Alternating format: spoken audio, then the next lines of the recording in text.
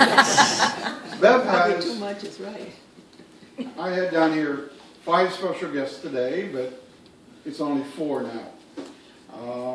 Bev has nieces and nephews, Sharon and Robert Hanley, and Gloria Tucker, but of course David is not here because he's not feeling too well. Thank you very, very much. And Eddie is also Oh, no, Eddie Brown is also my her nephew. husband Ed. No, No. her nephew. Her My nephew. Eddie. Oh, yeah, oh, Eddie and Debbie. yeah. He wasn't here when we were doing this. Change things on me. I did. That's okay. That's quite all right. Thank you very much. You can sit down. Okay. I'm not going to make you stand. Good. I might make you get up. Beverly Elzada Brown. Mouthful. I like We'll get to that. Born March 20th, 1935 in Sharon, Vermont. Having an unusual name, which I didn't notice, Bev did not use it much as a kid growing up in Vermont. She was told that it was an old English name. At one point, though, she was working part-time for a meat market. And the manager of the meat market went to England.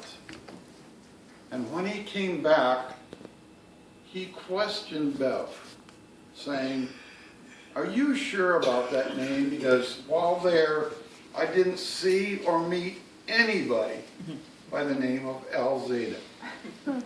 So it's questionable, but I'm sure that it is so.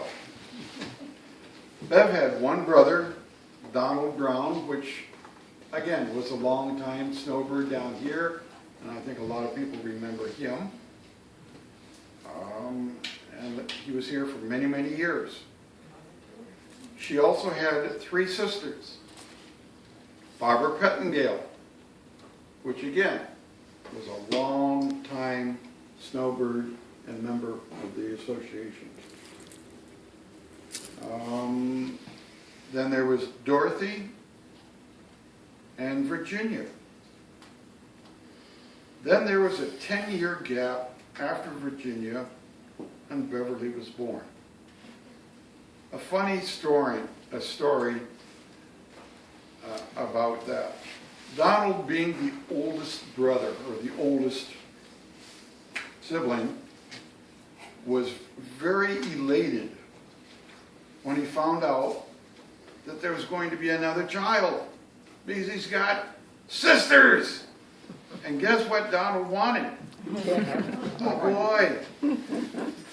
Well, we know that Beverly did not turn into a boy, and turned out that Donald didn't speak to his parents for quite some time after.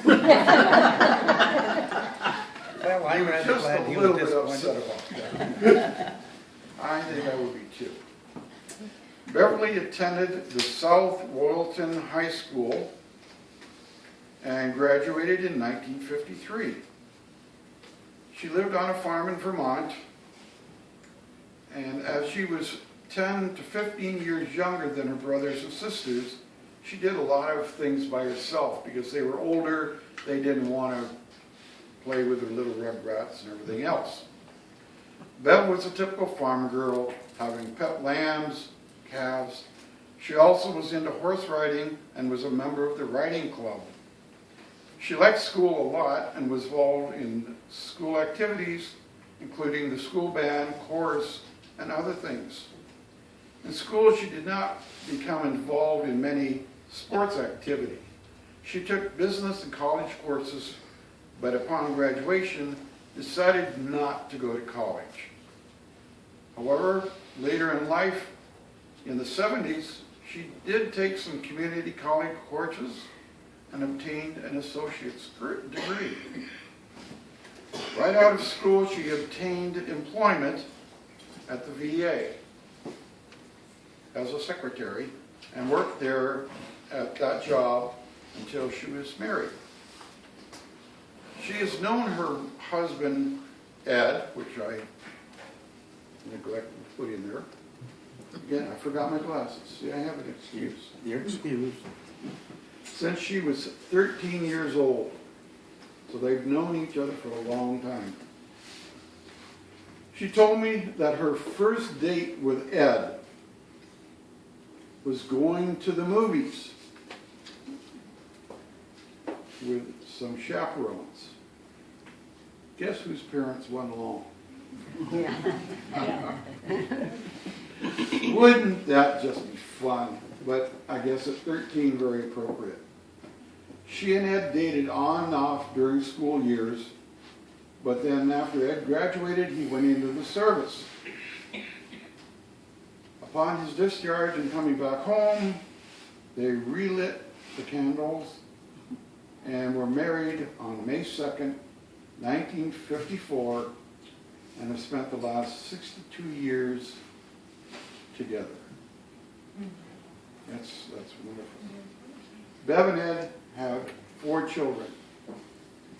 2 boys, Bruce and Jeff, and 2 girls, Betsy and Jill.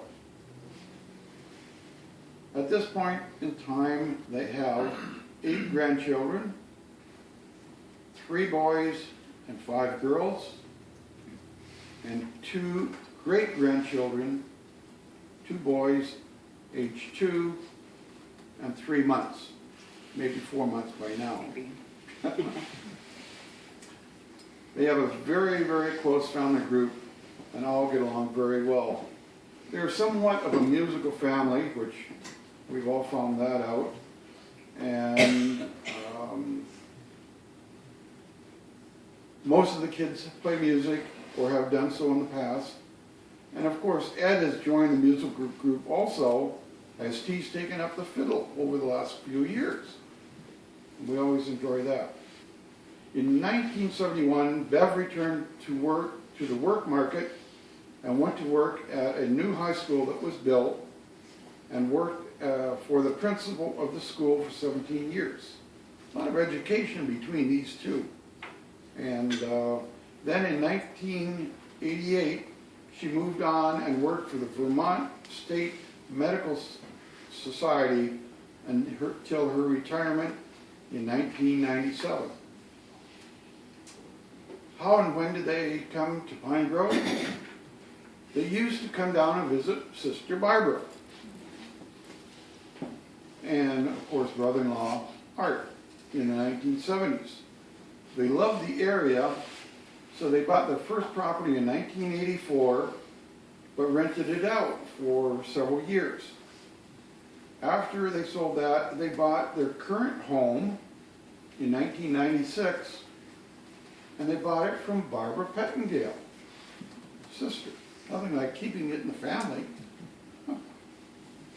Having a great family and all, they did not do a lot of traveling, but enjoyed trips to Prince Edward Island in Canada, road trips out west to the Dakotas, and several other ones.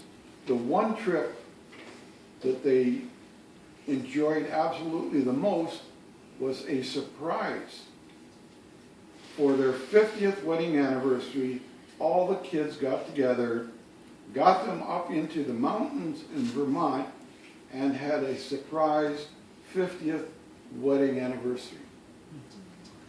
I think that would be just absolutely phenomenal with the kids doing that. I asked Bev about if she ever won anything big and everything else, and she said that she'd never been into purchasing lotto tickets or anything.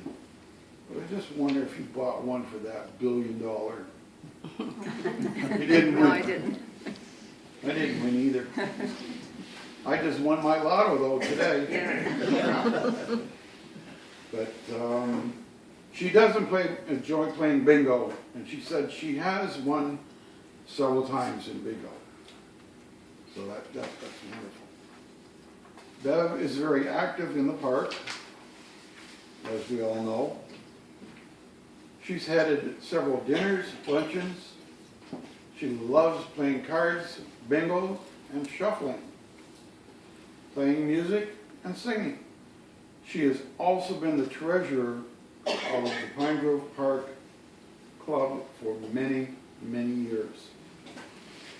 She's excelled in shuffling, as we all know, and has won several trophies since 2003. She is also an avid golfer, trying to play twice a week, weather permitting, and not freezing your little buns off. She also enjoys back home playing golf with one of her grandsons in Vermont, and has attended a couple of professional tournaments as a spectator. She also enjoyed watching her children and now her grandchildren growing up at their soccer games.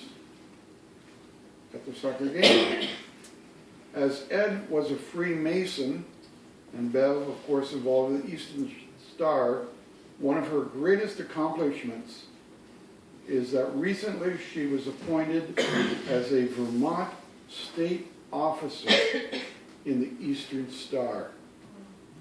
And that is, to be appointed a state officer of the Eastern Star, that is absolutely fantastic. And that is Beverly in a nutshell. So for Bev also,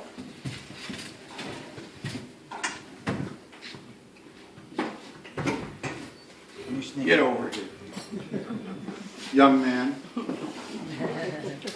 And I present you Thank you. Rose and your membership. Hold it up.